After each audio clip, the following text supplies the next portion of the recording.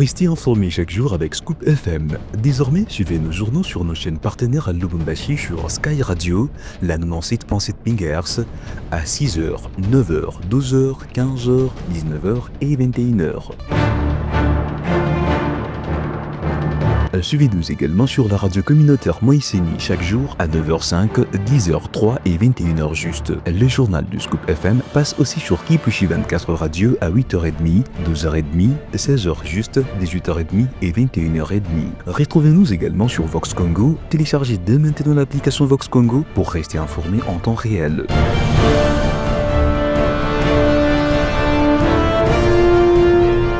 Scoop FM, suivez-nous sur notre page Facebook et sur notre chaîne YouTube pour tout savoir sur l'actualité locale, provinciale, nationale et internationale. Scoop FM, la neutralité réelle. La neutralité réelle.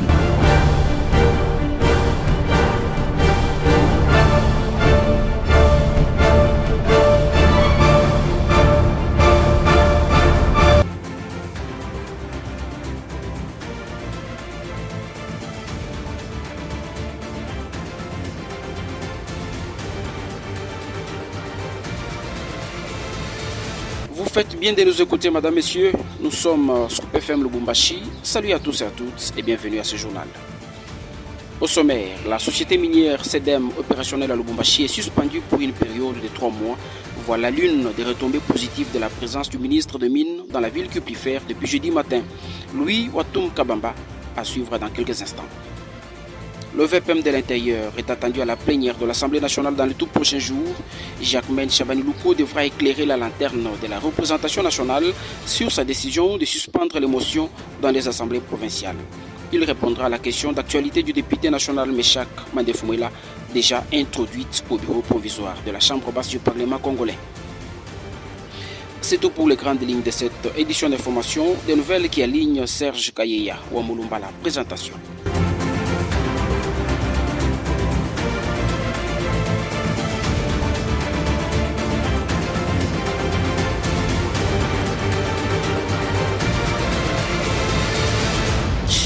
Le ministre congolais de Mines a suspendu toutes les activités de l'entreprise minière CEDEM Lubumbashi depuis jeudi 6 novembre 2025.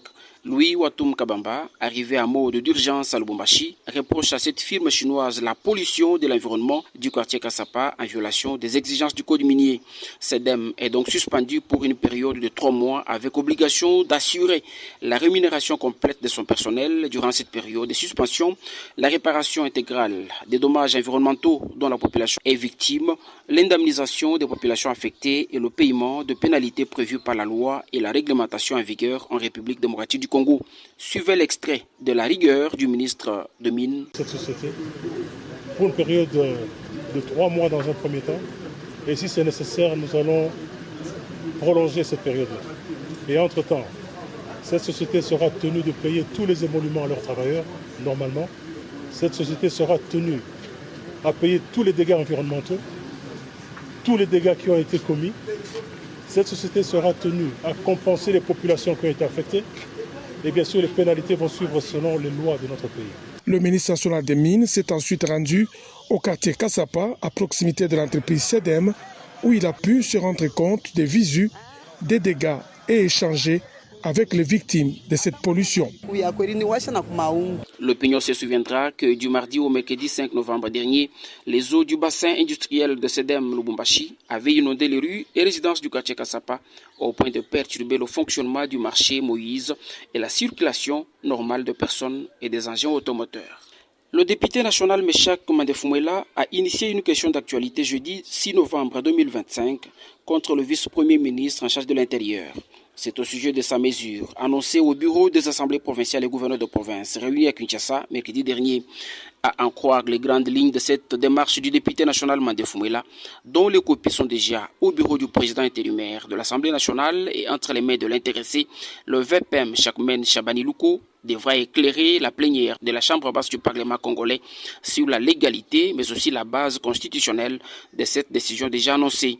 L'initiateur de la question d'actualité regrette de voir la décision du VPM violer les dispositions des articles 197 et 198 de la Constitution, avec risque de porter atteinte au principe de séparation des pouvoirs et à l'autonomisation des provinces. La vice-ministre de l'Intérieur a reçu dans son cabinet de travail hier à Kinshasa quelques gouverneurs et présidents des assemblées provinciales du pays. L'objectif poursuivi par Génie Lakamba était de vulgariser les instructions du président de la République transmises au VPM de l'Intérieur sur la stabilité des institutions provinciales. Parmi les hôtes de la vice-ministre figuraient le gouverneur du Haut-Katanga et le président de l'Assemblée provinciale. Au sortir de cette audience, Martin Kazembe-Choula et Michel Kaboué ont promis de s'atteler sur le respect strict de ces instructions et au profit de l'harmonie provinciale du Haut-Katanga. Les instructions du chef de l'État, Félix-Antoine Tshisekedi Tshilombo, transmises au ministère de l'Intérieur pour la stabilité des institutions provinciales, ne doivent souffrir d'aucune faille. Après la communication du vice-premier ministre Jacques Chabani, la vice-ministre de l'Intérieur, Eugénie Lakamba, a intensifié des séances de travail avec les gouverneurs de province et les présidents des assemblées provinciales pour répercuter le même message. Nous devons mettre en application toutes les recommandations que la haute autorité nous a faites. Et surtout, ça fait partie de l'acte d'engagement qu'on a eu à signer la fois dernière.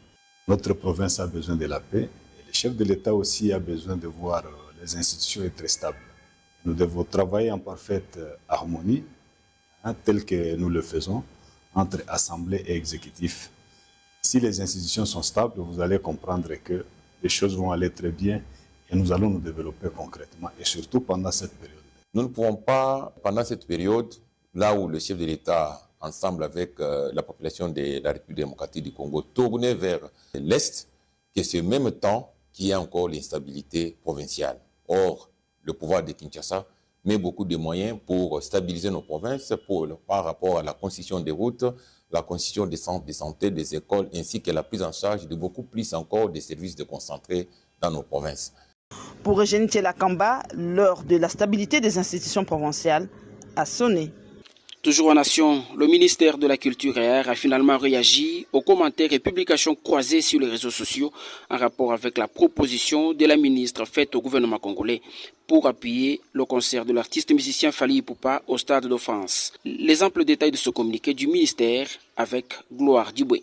Dans un communiqué officiel, le cabinet de la ministre dément catégoriquement toute implication dans cette affaire et parle d'une manipulation de l'opinion publique visant à ternir l'image du ministère. Il précise qu'aucune démarche n'a été entreprise pour financer ou accompagner l'artiste congolais dans cet événement, ni pour se substituer à sa production. Le texte appelle néanmoins que les ministres soutiennent régulièrement les artistes congolais tant au pays qu'à l'étranger dans la limite de ses moyens et toujours dans un cadre transparent et conforme à l'intérêt général. Le communiqué insiste également sur l'importance de la diplomatie culturelle. Les grands événements internationaux doivent, selon les ministères, servir à promouvoir la culture congolaise et à faire entendre la voix du pays dans toute sa diversité. Les cabinets de la ministre appellent la communauté artistique et culturelle à ne pas céder à la désinformation et invitent à l'unité pour défendre l'image de la République démocratique du Congo sur la scène internationale. D'un ministère à l'autre, la ministre des Affaires étrangères, Thérèse Kayikwamba-Wagner, est sortie de son silence face aux publications et vidéos diffusées sur les réseaux sociaux concernant sa vie privée. L'intégralité de cette déclaration personnelle avec Yves Moulongo. La ministre Thérèse Kayikwamba-Wagner dit assumer pleinement sa responsabilité de protéger son enfant, de préserver sa famille et de poursuivre avec sérénité et concentration l'exercice de ses fonctions. Elle annonce par ailleurs des poursuites judiciaires pour diffamation. La ministre dénonce de propos mensongers, diffamatoires et attentatoires à sa vie privée ainsi qu'à celle de sa famille. Ces poursuites viseront dans un premier temps M. Perrault Loire, journaliste opérant depuis la Belgique, M. Emmanuel Bassonzi, responsable de la chaîne Bishop National opérant depuis la Suède, ainsi que le site congointelligence.com. Elle fustige des attaques visant à salir un moment intime, à la déstabiliser et affaiblir sa voix dans l'exercice de ses fonctions. Elle a mandaté les cabinets juridiques Altus basés à Bruxelles pour engager protéger ces poursuites. Des démarches seront également entreprises pour bloquer la diffusion et la monétisation des contenus qu'elle estime mensongers. Des preuves ont déjà été saisies par un huissier. Elle rappelle afin qu'aucune femme ne devrait voir son corps ou sa vie privée transformée en champ de bataille, a-t-elle déclaré dans une annonce. Et puis le deuxième recensement général de la population congolaise est pour bientôt en RDC. Ceci ressort de l'audience que le ministre d'État, ministre du Plan et de la coordination de l'aide au développement de la RDC a accordé ce vendredi matin à la directrice exécutive de l'UNFPA, Fonds des Nations Unies pour la population à Kinshasa. Dr Diene Keita et Guilé Nyembo ont échangé sur l'avancement du deuxième recensement général de la population dont la date n'a pas été indiquée. Un processus stratégique pour la planification et le développement du pays.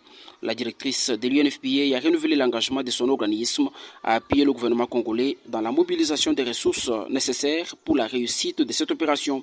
De son côté, le ministre Guilé Nyembo a aussi réaffirmé la détermination de Kinshasa de bien mener ce processus.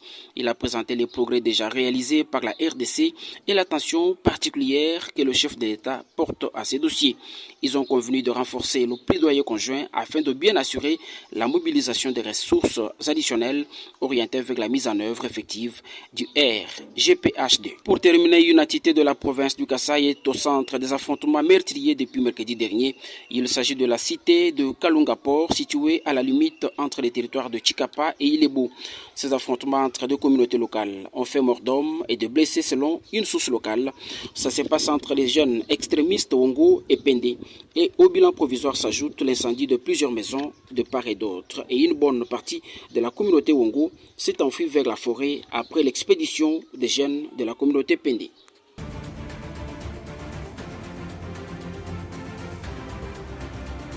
Madame, Messieurs, ainsi prend fin ces infos collectées par Scoop FM Lubumbashi. Notre gratitude à l'équipe rédactionnelle, à nos radios partenaires, mais aussi à vous fidèles auditeurs. Très bon week-end à tous.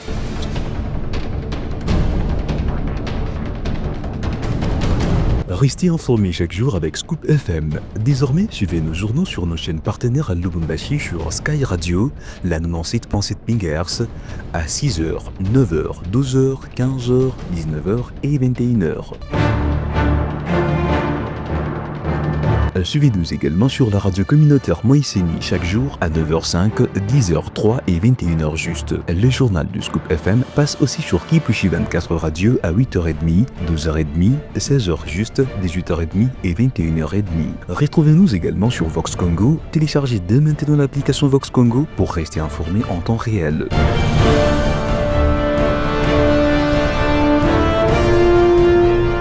Scoop FM, suivez-nous sur notre page Facebook et sur notre chaîne YouTube pour tout savoir sur l'actualité locale, provinciale, nationale et internationale. Scoop FM, la neutralité réelle.